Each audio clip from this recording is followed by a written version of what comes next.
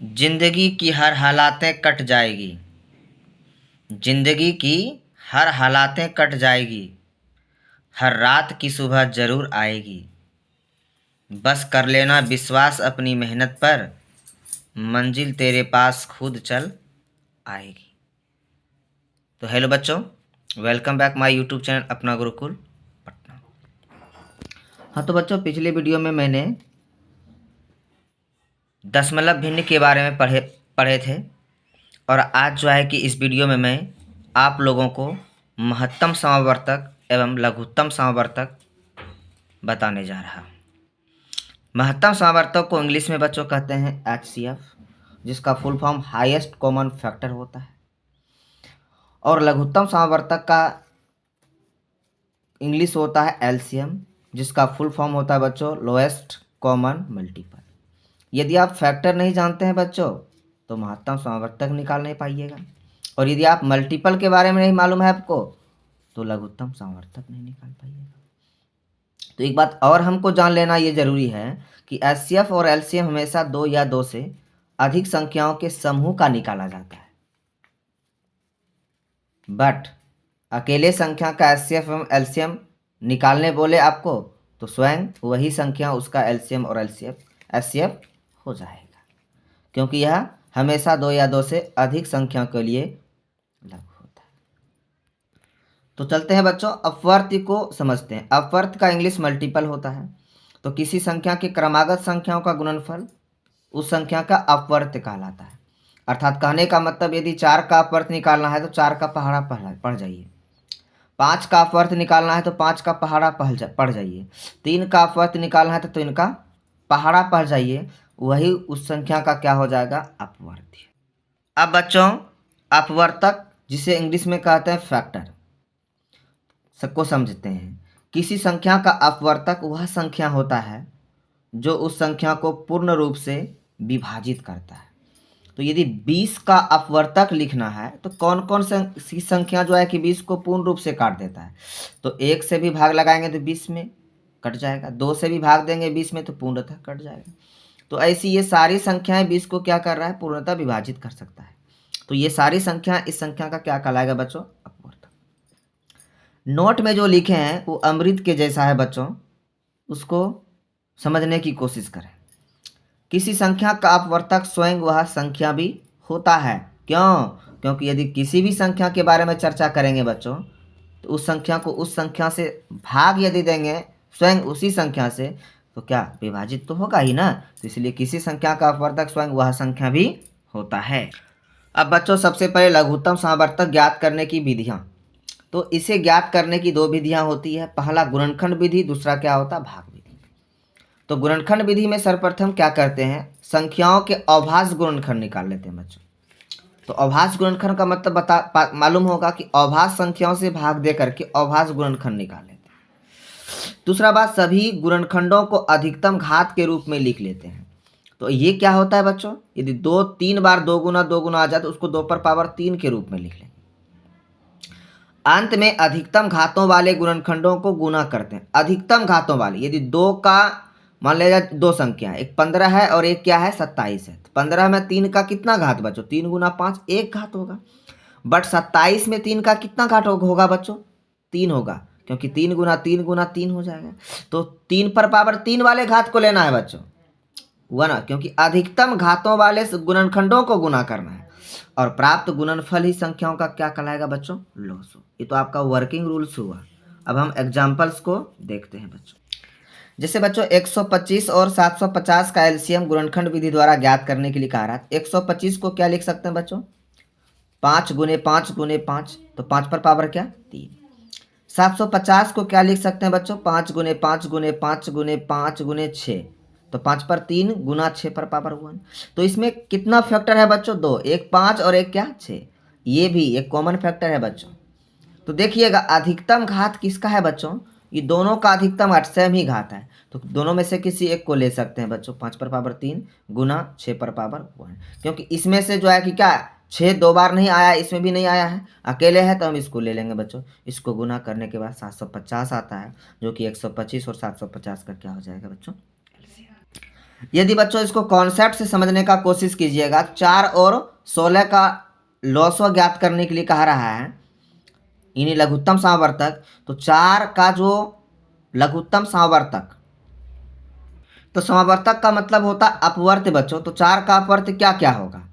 तो 4 हो जाएगा, 8 हो जाएगा, 12 हो जाएगा, 16 हो जाएगा, 20 हो जाएगा।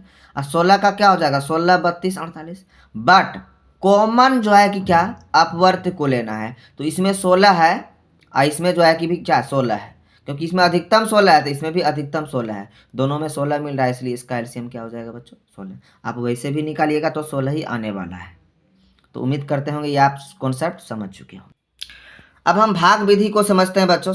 भाग विधि में सर्वप्रथम सभी संख्याओं के एक क्रम में लिख लेते हैं और उभयनिष्ठ अपवर्तक से भाग दे देते हैं। उभयनिष्ठ अपवर्तक क्या होता है बच्चों?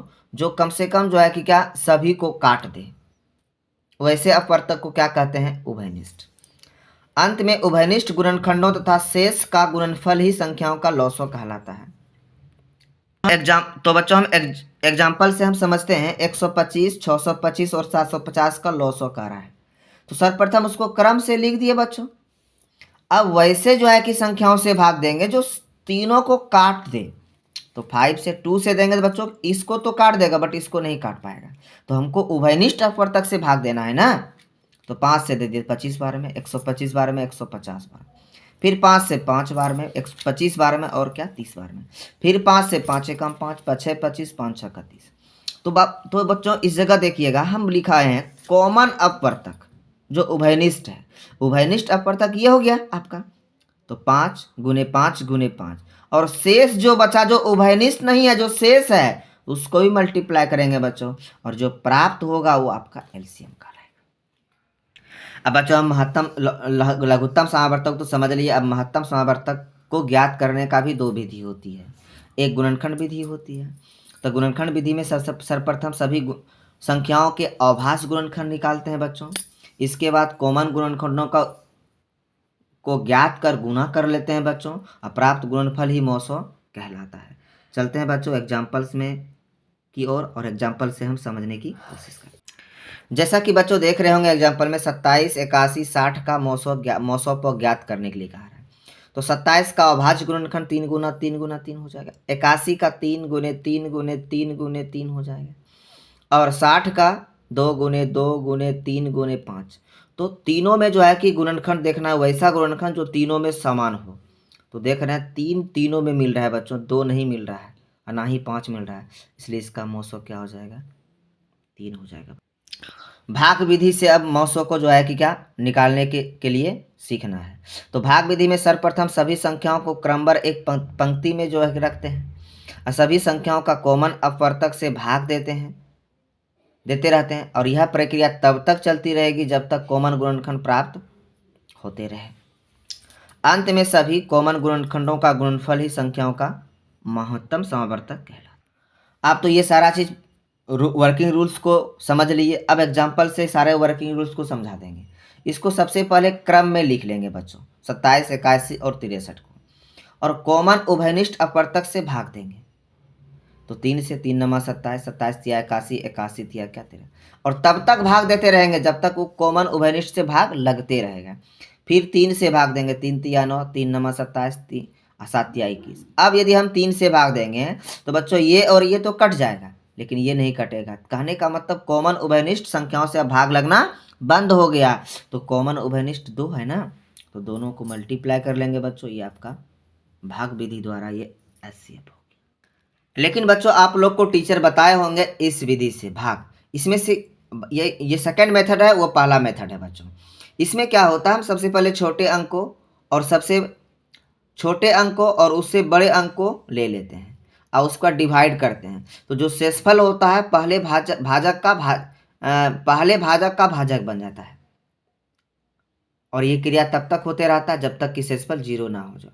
और इस क्रिया में जो भाजक शेषफल को 0 करता है वही क्या कहलाता है? मौसो कहलाता है। और पहले जो है कि क्रिया में जो है कि जो भाजक शेषफल को 0 करता है पुनः उसी भाजक से उसके सबसे बड़ी संख्या में भाग देते हैं और उसे भी जो है कि वह संख्या विभाजित कर देता है और उस स्थिति में महोत्सव 9 हो जाता है।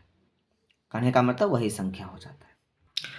हाँ तो बच्चों, उम्मीद करते होंगे ये सारे कॉन्सेप्ट्स को आप समझ चुके होंगे, और यदि ये वीडियो आपको अच्छा लगे तो हमारे वीडियो को अपने दोस्तों के पास शेयर करें और हमारे चैनल को सब्सक्राइब करें।